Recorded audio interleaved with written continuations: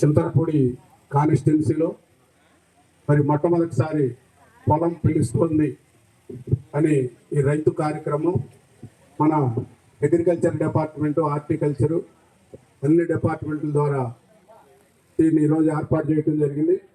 మన కొత్త ప్రభుత్వం, మన ముఖ్యమంత్రి గారు నారా చంద్రబాబు నాయుడు గారి ఆదేశాలతో, అలాగే ఉప ముఖ్యమంత్రి గారు పవన్ కళ్యాణ్ గారు, బీజేపీ ఉమ్మడి కూటమి దాని ఆదేశాలతో ఈరోజు ఎందుకని ఈ కార్యక్రమం ఇంత అట్టాసంగా చేయవలసి వచ్చిందంటే, వేదిక ముందు ఉన్న అందరికీ తెలుసు, మన పెద్దోళ్ళందరూ ఎడ్లు బండి కట్టి నాగలతో వ్యవసాయం చేసిన వాళ్ళే. నేను కూడా చిత్తపోటు ఎండ అంటే ఎలా ఉంటుందో అందరికీ తెలుసు. రైతులకి నాగలు దున్నిన అలవాటు నాకు కూడా ఉంది. కాబట్టి ఎడ్ల బండి లేదు చూద్దామంటే ఎక్కడ, ఇవాళ మంచి పోటుకెత్తల బండి కట్టి మరి దాని ముందు, అలాగే మంచి తమిళనాడు నుంచి మంచి మేళం కూడా ఇక్కడ ఏర్పాటు చేసి గంగిరెద్దుల ఆట, అలాగే మండలంలో ఉన్న అందరూ కాన్స్టిట్యున్సీలో మెయిన్ లీడరు కార్యకర్తలు అందరినీ ఇక్కడ తీసుకొచ్చి మన అగ్రికల్చర్, హార్టికల్చర్ డిపార్ట్మెంట్ల ద్వారా ఇక్కడ రావటంతో దీని యొక్క ముఖ్య ఉద్దేశం ప్రజల్లోకి వెళ్తుంది. ఇప్పుడు కనీసం టార్పాల్ లేదు కప్పుకోవటానికి, ఎక్కడికక్కడ మొలకొచ్చేసి ధాన్యం కొనుగోలు చేసేవాళ్ళు లేరు. ఆ పరిస్థితుల్లో డెల్టా ఉంది. అప్పలాండ్లో అయితే డిప్పు లేదు, కనీసం స్ప్రేయర్ లేదు, స్ప్రింక్లర్ లేదు. వీళ్ళు వాడుకునే ఏ వస్తువులు కూడా, ఆయిల్ ఇంజిన్ కానీ ఏ పనిముట్టు కూడా ట్రాక్టర్లు ఇచ్చారు. గతంలో ఫార్మ్ మెకనైజేషన్ లో ట్రాక్టర్లకు సంబంధించిన అగ్రికల్చర్ ఇంప్లిమెంట్స్ మరి చాలా ఇవ్వటం జరిగింది. ఇది కల్టివేటర్ కానీ, డిస్క్ యారోలు కానీ, అలాగే అన్నీ కూడా ఇవాళ అవన్నీ కూడా పునరుద్ధరింపబడినాయి. డిప్పు కూడా ఇందాక ఆఫీసర్స్ చెప్పారు, మీరు అందరూ పెట్టుకోండి, మీకు రెడీగా డబ్బులు ఉన్నాయి ఇస్తామని. డబ్బు లేకపోయినాయి ప్రభుత్వంలో, గత ప్రభుత్వంలో మర్చిపోయే రైతుల్ని అశ్రద్ధ చేసినవన్నీ కూడా ఇప్పుడు ఇస్తున్నారు. మీకు తెలుసు, దాళవా ధాన్యం అన్ని తీసుకుని జగన్మోహన్ రెడ్డి గారు అమ్మేసుకుని మరి 2,000 కోట్లు, సుమారు 1,800 కోట్లు రైతులకి బకాయిలు పెట్టి వెళ్ళిపోతే, రైతులు మరి చాలా మంది నేను చూసి ఎమ్మెల్యే గారి దగ్గరికి వచ్చి, సార్ ఒక లెటర్ పెట్టండి, మా అమ్మాయి పెళ్లికి వచ్చింది, మా పిల్లల్ని కాలేజీలో జాయిన్ చేసుకోవాలి ఇదంటే, మరి వెంటనే ముఖ్యమంత్రి గారితో మాట్లాడి నాదెండ్ల మనోహర్ గారు ఫస్ట్ లిస్ట్ లో 1000 రూపాయలు, తర్వాత 650 కోట్ల రూపాయలు మన సిఆర్ రెడ్డి కాలేజీలో తీసుకొచ్చి రైతాంగం అందరికి కూడా ఇమ్మీడియట్లీ ఇవ్వటం జరిగింది. ఇవాళ జాయింట్ కలెక్టర్ గారు అప్పుడే ఇవాళ పేపర్లో చూడండి, ఎక్కడా కూడా 1 కేజీ ధాన్యం ఆగటానికి లేదు. రైతులకి టార్పాల్స్ ఇవ్వండి, వాళ్ళకి కావాల్సిన, గతంలో గోను సంచి ఇచ్చేవాళ్ళు కాదు, ఏదన్నా ఇచ్చినా దాని 14 గజాలు 12 అతుకులతోటి కారిపోతూ ఉండేది. ఇవాళ గోను సంచులు వాళ్ళకి అన్ని ఇచ్చి సాధ్యమైన మేరకు మొన్న మనోహర్ గారు ఒక మాట చెప్పారు, చంద్రబాబు నాయుడు గారు మాట్లాడారు, ముఖ్యమంత్రి గారు, రైతులకి ధాన్యం మనం వేసుకున్న రోజే అవసరమైతే 48 గంటల్లో కానీ 24 గంటల్లో కానీ వాళ్ళ అకౌంట్ లో డబ్బులు పడే అవకాశం నేను చేసి పెడతానని మరి మొన్న మీటింగ్ లో కూడా చెప్పడం జరిగింది. ఈ రకమైన శ్రద్ధతోటి మరి ముఖ్యమంత్రి గారు కానీ, పవన్ కళ్యాణ్ గారు కానీ తీసుకుంటాం జరుగుతుంది.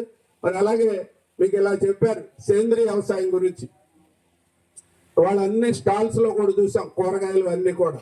మీకు ఒకటే చెప్పేది, మనం హాస్పిటల్స్ కి తిరగకుండా ఉండాలంటే సేంద్రీయ వ్యవసాయం చేయాలి.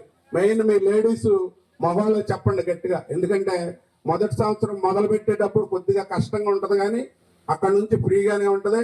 ఇప్పుడు దీనికి సంబంధించి డిపార్ట్మెంట్ లో చాలా మందిని రిక్రూట్మెంట్ చేసుకోవడం జరిగింది. మొన్న కేంద్రం బడ్జెట్ లో కూడా చాలా పెద్ద ఎత్తున ఈ సేంద్రీయ వ్యవసాయాలకి పెట్టడం జరిగింది. మేము కోరుకునేది ఒకటే, ఇందాక మాట్లాడిన వాళ్ళందరూ కూడా చెప్పారు, రైతుల్ని ఒకరోజు మాట్లాడితే వాళ్ళు చేయరు. ఇక్కడ వాళ్ళు మోటివేట్ చేసి అవసరమైతే డోల్ బట్టి కాంట్రాక్ట్ గా తీసేసుకోండి, ఈ పొలానికి మేము ఇది పడతాం, మీరు ఊడుపు దగ్గర నుంచి నారు దగ్గర నుంచి మేము చేస్తాం, కూరగాయలు మొక్కేసే దగ్గర నుంచి మాది బాధ్యత, మీకు తెగులు రాదు.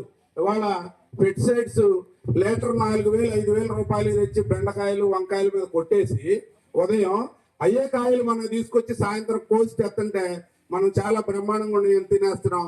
మరి వీటికి సంబంధించి క్యాన్సర్, కిడ్నీలు పోవటం, రకరకాల జబ్బులన్నీ కూడా వీటికి రావటం జరుగుతుంది.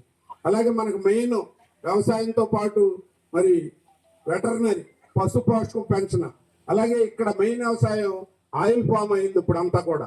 ఇవాళ ఆయిల్ ఫామ్ మొత్తం కూడా ఇక్కడ ఆయిల్ ఫామ్ ఆఫీసర్స్ కూడా ఉన్నారు. ఓవరాల్ మీద తెల్లదోమ తెగులు ఉంది.